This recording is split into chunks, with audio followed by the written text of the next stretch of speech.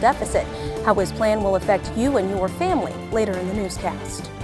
And Ukraine and Russia say another round of peace talks may begin tomorrow, but Ukrainian President Volodymyr Zelensky says Ukraine's sovereignty and territorial integrity are non-negotiable. News 18 will have a preview of the peace talks coming up. And Walmart is taking a stand against the tobacco industry. The retailer will stop selling cigarettes in just a few states, including California and Florida. Stores in Indiana will continue to sell them. New research out of Britain shows people who have COVID-19 and the flu at the same time are at a much greater risk of severe disease and death. A breakdown of the research can be seen in about 5 minutes. And a slap in the face overshadowed Hollywood's celebration of the best work in the business last night. Will Smith's first appearance on the Dolby Theater stage wasn't to pick up a trophy, but to slap comedian Chris Rock. A look at the fallout later in the newscast. Good afternoon, I'm Samantha Tiki. Jeff Smith is on assignment. Thank you so much for joining us. Now to the weather. This week, it's going to feel like a roller coaster out there. Cold, then beautiful, then cold again. And what about the possibility of rain? Storm Team 18 Chief Meteorologist Chad Evans has your updated planner this afternoon. Hey, Chad. Yeah, hey there, Sam. You know, most of March has been pretty warm around here. We've had a decent March until about a week and a half ago. And since that time, late March, and even moving into early April here, it's been cold and it's going to be cold. We've got one warm day out of the next 7.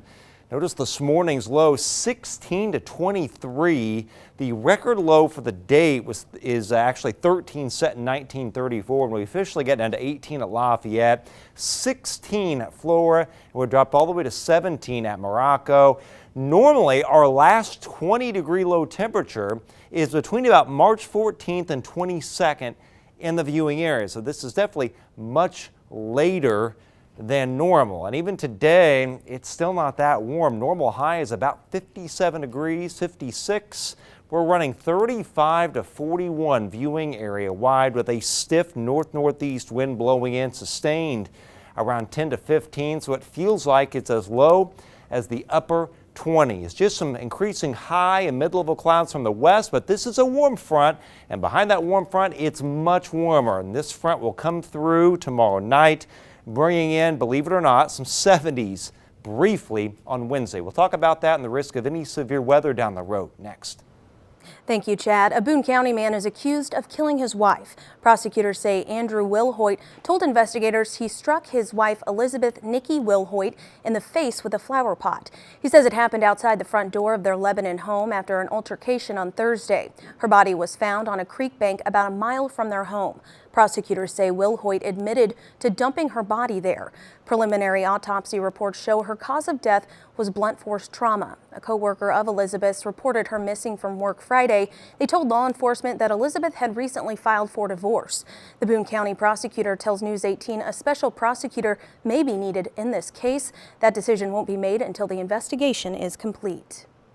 Today, President Joe Biden released his latest budget, which focuses more on military spending and funding police departments while taxing the wealthiest Americans to help tackle the massive budget deficit. But will it pass Congress? Deborah Alfarone has the latest from Capitol Hill.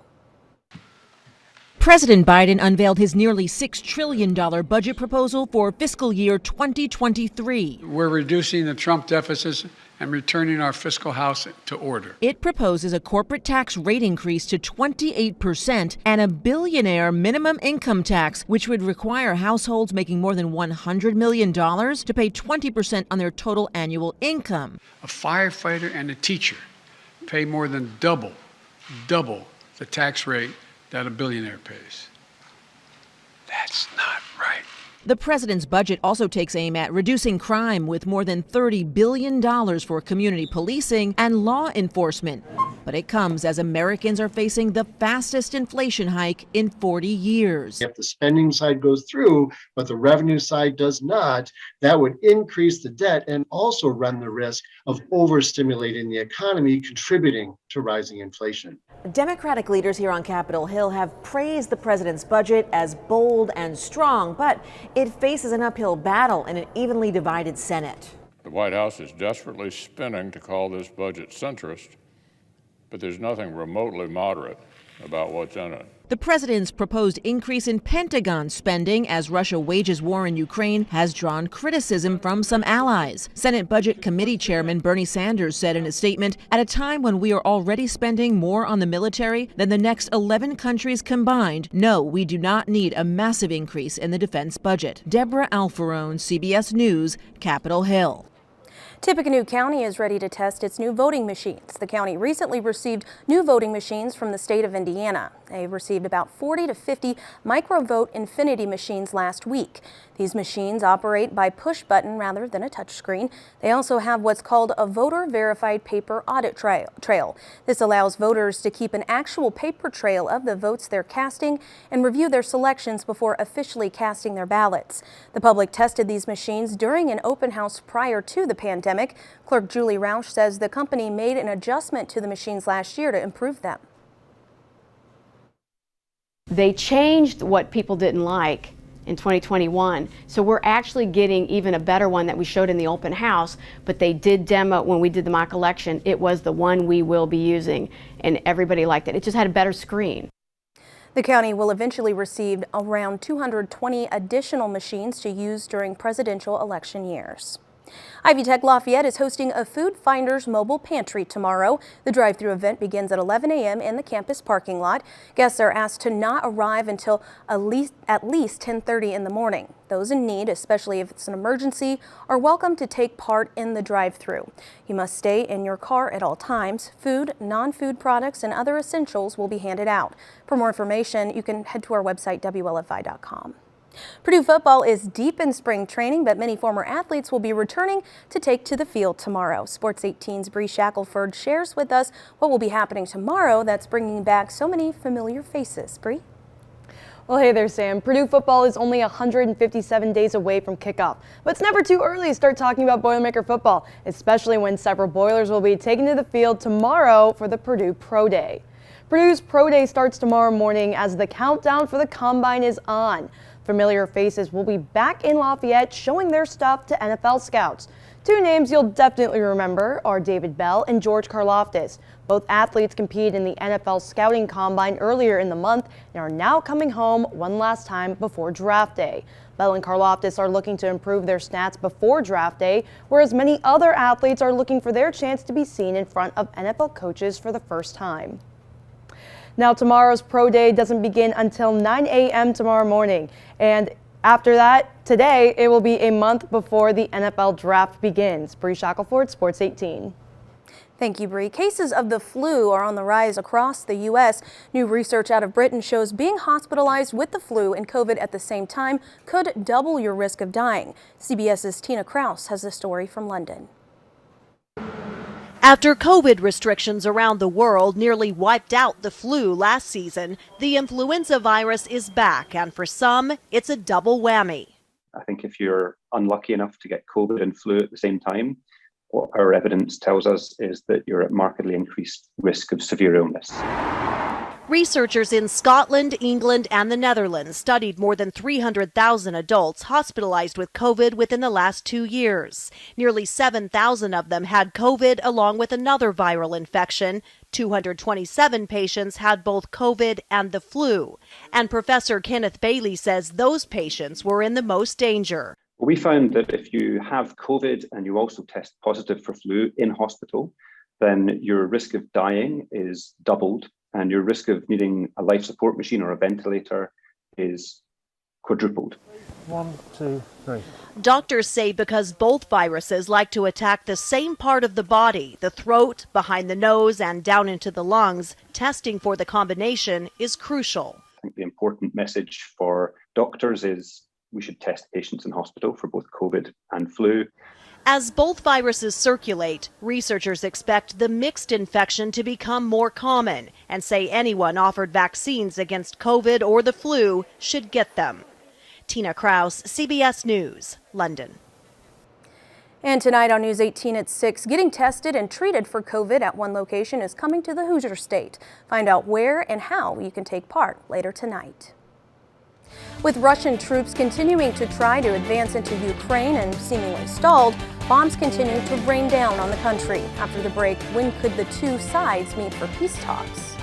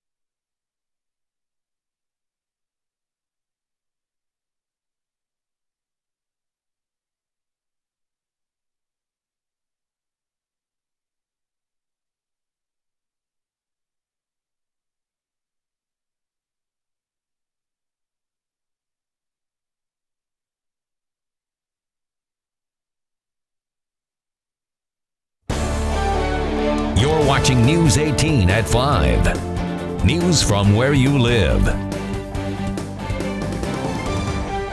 Welcome back. Prospects for peace in Ukraine seem remote at the moment, especially for the millions of Ukrainians whose homes have been destroyed or who have been forced to leave the country.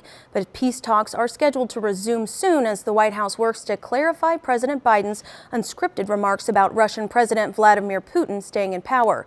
Skylar Henry has more details from the White House. With their ground offensive stalled, Russian forces continue to pour missiles and rockets into cities across Ukraine. Every day, Putin and his generals, I don't even know whether we still call them soldiers because armed forces do not fight like this, demonstrate how little they value human lives. In Kharkiv, residents cleared rubble from a school hit during a barrage of shelling. This man was one of the people seeking shelter in the school. He says this is a civilian structure. It's a school. They have not been able to take the city, so they decided to destroy it. A Russian delegation arrived in Turkey ahead of peace talks scheduled for Tuesday. But Ukrainian President Volodymyr Zelensky has made it clear any deal must include Russian forces leaving all of Ukraine. Russian Foreign Minister Sergei Lavrov says talks could happen between Zelensky and Russian President Vladimir Putin once the two sides are closer on some key issues. President Biden is downplaying comments he made over the weekend when he said Putin cannot remain in power. Were you calling for regime change? Secretary of State Antony Blinken worked to clean up the remarks during a stop in the Middle East. We do not have a strategy of regime change in Russia or anywhere else for that matter. Idaho Senator Jim Risch, the ranking Republican member of the Senate Foreign Relations Committee, called President Biden's comment a, quote, horrendous gaffe. Skylar Henry, CBS News, the White House.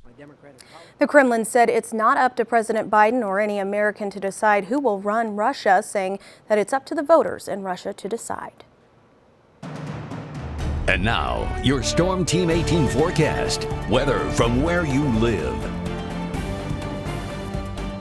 Well, it's a cool evening to walk the pup out there as the high and the mid-level clouds stream in from the west. They increase, they thicken up with a stiff northeast wind blowing, kind of turning east-northeast with time, but chilly. Only 40 at 7, 39 at 8, and we drop to 30 by 11 o'clock. And wind chills will be dropping to about 20 to 26 degrees. Then overnight, we're headed for 22 to 28, but overnight lows kind of leveling off and then rising just a hair as we become overcast. But later tonight, we're going to start getting gusts more like 30, 33, 34 miles an hour. I mean, it'll be gusty all night, but some of the higher gusts are going to be 6, 7 o'clock tomorrow morning. Notice those wind chills in the teens.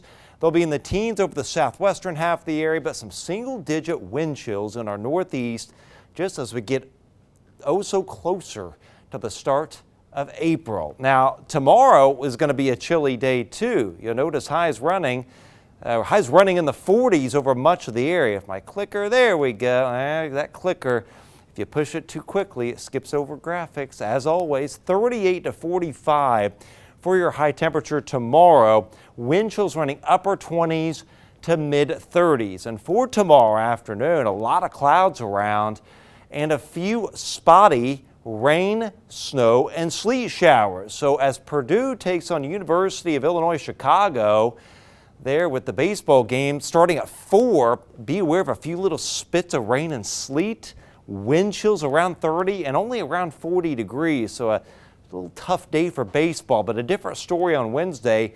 A lot of wind around, warmer, a few scattered showers and thunderstorms in the morning, mainly in the north, then a break with some sun, and then that wind really cranks up late in the day. We're going to have some gusts from the south-southeast, 40 to 50, and some rain starts to come into our western counties, but look at that high of 72 after beginning the day in the 50s. There you see the highs at 70 to 73, and between 8:30 and about 11 o'clock in the evening, I can't completely rule out an isolated severe wind gust or two as a line of storms comes in. So let's track it. First of all, this is tomorrow. Again, a few rain and I do think sleet showers come through the area, very spotty, but these will be passing through with the warm front that goes northward. A few showers and thunderstorms tomorrow night will move out, then a break for a while on Wednesday. There's a squall line of storms.